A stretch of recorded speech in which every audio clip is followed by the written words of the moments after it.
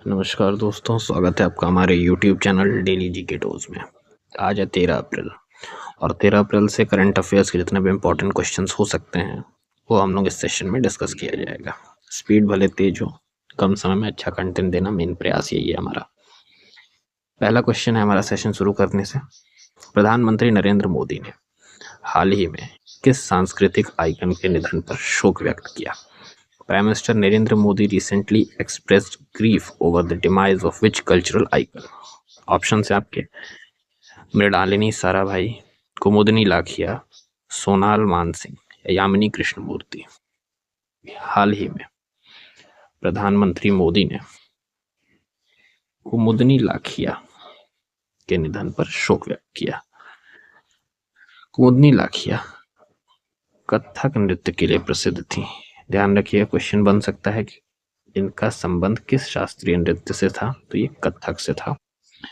और कुमुदनी लाखिया को उनके योगदान के लिए उत्कृष्ट सांस्कृतिक प्रतीक शीर्षक प्रदान किया गया था और ये हमारे हाल ही के प्राइम मिनिस्टर मोदी जी द्वारा प्रदान किया गया है। अगला सवाल, Bharat coking coal limited BCCL का केंद्रीय अस्पताल कहाँ स्थित है? Where is the central hospital of Bharat coking coal limited located? Option है रांची, बोकारो, धनबाद या आसनसोल। तो BCCL का केंद्रीय अस्पताल धनबाद में स्थित है। BCCL के केंद्रीय अस्पताल में हाल ही में DNB के ऑप्थेल्मोलॉजी विषय को जोड़ा गया। अब DNB का पूर्ण रूप डिप्लोमेट ऑफ नेशनल बोर्ड है और DNB का उद्देश्य विशेषज्ञ चिकित्सकों को प्रशिक्षण देना है, यानी कि ट्रेनिंग देना है। तो इस DNB का जो नया जोड़ा गया ऑप्थेल्मोलॉजी विषय, इस वजह से ये चर्चा में है। अगला क्वेश्चन, कैंडिडेट ओपन हाउस का 5वां संस्करण किस तारीख को आयोजित किया गया? On which date was the 5th edition of the candidate open house held? Option है आपके 4 अप्रैल 2025, 10 अप्रैल 2025, 11 अप्रैल 2025 या 12 अप्रैल 2025। तो अभी हाल ही में कैंडिडेट ओपन हाउस का 5वां संस्करण 11 अप्रैल 2025 को आयोजित किया गया है। ध्यान रखिएगा, कैंडिडेट ओपन हाउस और इसका 5वां संस्करण था। कैंडिडेट ओपन हाउस का आयोजन कॉरपोरेट कार्य मंत्रालय द्वारा किया गया। 11 अप्रैल 2025 को आयोजित ओपन हाउस में कुल 557 प्रतिभागी शामिल हुए और ओपन हाउस में ONGC के प्रशिक्षकों ने अपनी सीखने की यात्रा 4 अप्रैल 2025 में की थी। अगला क्वेश्चन, AICME 2025 का पूर्ण रूप क्या है? What does AICME 2025 stand for? Option हैं आपके Africa India knowledge exchange for maritime engagement, Africa India knowledge enhancement for maritime exercises, Africa India key engagement for maritime exercise और Africa India key engagement for maritime exchange. Correct answer हो जाएगा आपका Africa India key engagement for maritime exercise, option number C.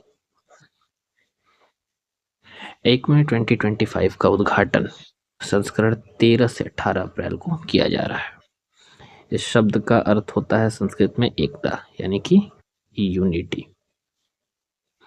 AICME 2025 में भारत के INS Chennai और INS Kesari जहाज भाग लेंगे और उद्घाटन समारोह में भारत की ओर से मुख्य अतिथि श्री संजय सेठ जी होंगे। इतनी जानकारी आपको इस क्वेश्चन से ध्यान रखनी है। अगला सवाल, चित्रलेखा पत्रिका किस भाषा में प्रकाशित होती है? In which language is the Chitralekha magazine published? Option है आपके हिंदी, मराठी, गुजराती या बंगाली। तो चित्रलेखा पत्रिका जो है वो गुजराती भाषा में प्रकाशित होती है, ऑप्शन नंबर सी। इंपॉर्टेंट क्यों है? सबसे पहली बात तो है गुजरात से है, मोटा भाई के शहर से, राज्य से, इसलिए भी इम्पोर्टेंट है। दूसरा चीज, चित्रलेखा साप्ताहिक पत्रिका ने अपनी स्थापना के 75 वर्ष पूरे किए। मुख्य उद्देश्य क्या है? तो उद्देश्य पर आधारित विचार। और तारक मेहता को चित्रलेखा के मंच से प्रसिद्धि प्राप्त हुई और पद्म पुरस्कार से सम्मानित भी किया गया। अगला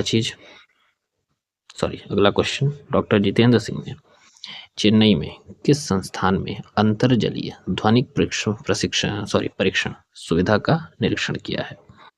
At which institute in Chennai did Dr. Jitendra Singh inspect the underwater acoustic test facility ATF? Option है आपके इसरो, NIOT, IIT मद्रास या NPL। तो हाल ही में डॉक्टर जितेंद्र सिंह ने चेन्नई के NIOT national institute of ocean technology में अंतर्जलीय ध्वनि परीक्षण सुविधा का निरीक्षण किया है। Under water acoustic test facility कहाँ पे हुआ है? NIOT national institute of ocean technology. ATF में हाइड्रोफोन, ट्रांसड्यूसर और ध्वनिक मॉडम जैसे उपकरणों का परीक्षण किया जाता है। ATF समुद्री अवलोकन और सुनामी का पता लगाने जैसे क्षमताओं को बढ़ावा देता है। ATF का योगदान अंतर्जलीय ध्वनिक और महासागर प्रौद्योगिकी क्षेत्र में भारत की आत्मनिर्भरता को बढ़ाना है। अगला क्वेश्चन हमारा, किसने डिजिटल भुगतान में क्रांति लाने के लिए टर्बो UPI प्लगइन लॉन्च किया है? Who launched Turbo UPI plugin in order to bring revolution in digital payment field? Options आपके पेटीएम, फोन पे, गूगल पे या रेजर पे। तो डिजिटल भुगतान में क्रांति लाने के लिए turbo UPI plug in launch किया है रेजर पे ने। इसे NPCI भीम सर्विसेज लिमिटेड और एक्सिस बैंक के साथ साझेदारी में विकसित किया गया है। यह plug in Bhim Vega platform पे उपलब्ध होगा और उद्देश्य है डिजिटल भुगतान में एक निर्बाध अनुभव प्रदान करना।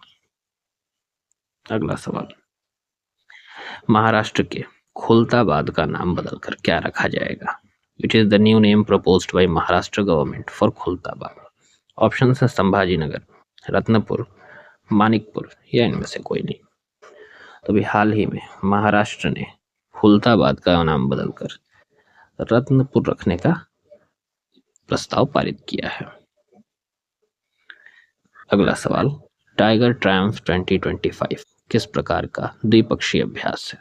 Which type of bilateral exercise is tiger Triumph 2025? Options हैं सैन्य व्यापार अभ्यास, मानवीय सहायता और आपदा राहत अभ्यास, साइबर सुरक्षा अभ्यास या नौसेना रणनीतिक अभ्यास। तो टाइगर ट्रायम्फ 2025 मानवीय सहायता और आपदा राहत अभ्यास है। अब टाइगर ट्रायम्फ है तो टाइगर ट्रायम्फ किन दो देशों के बीच में होता है? तो भारत और USA। टाइगर ट्रायम्फ 2025 का ये चौथा संस्करण था। कहाँ हुआ है? काकीनाडा में। टाइगर ट्रायम्फ 2025 में भारतीय वायुसेना, भारतीय सेना और अमेरिकी मरीन कोर शामिल हुए। ये क्वेश्चन मोस्ट इंपॉर्टेंट बनेगा। अगला सवाल, दारीपल्ली रामैया किस कार्य के लिए जाना जाता था? ऑप्शन है आपके कृषि सुधार, हरित अभियान, शिक्षा सुधार या जल संरक्षण।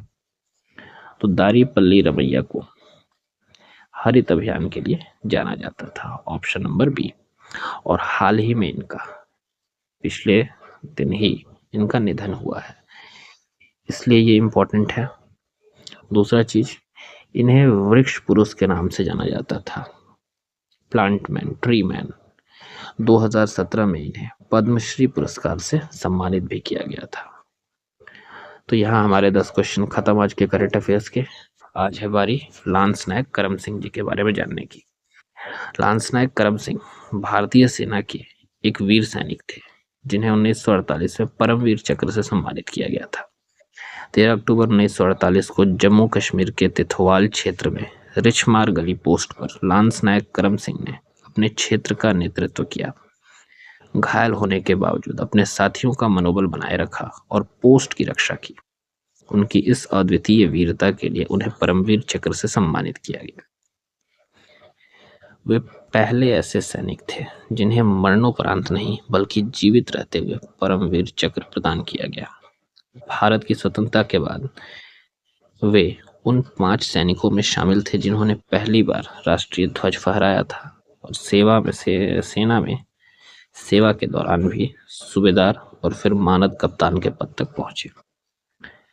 तो ये थी लांस नायक करम सिंह की जीवनी।